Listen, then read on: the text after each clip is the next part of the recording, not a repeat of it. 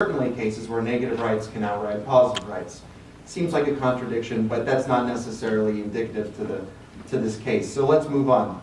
When we talk about positive rights with the burqa, that's not the requirement to wear the burqa. It's the freedom to choose, the freedom for the woman to decide whether or not this burqa is worn or not. A positive right doesn't say you must do something, it says you have the freedom to choose. So I think that's a misconception on positive and negative rights that kind of conflates us or puts us into a worse spot than we really belong.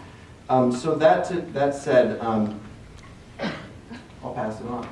I want to touch on the history. I agree with your history. There's been a recent and very large influx of Islamic populations into France, which is what caused the issue to come to the surface and why Sarkozy used it as a political tool to gain power or to gain popularity, which is basically what political analysts argued it is. It's not definitely that, but that's what I believed at the time when I was reading about it.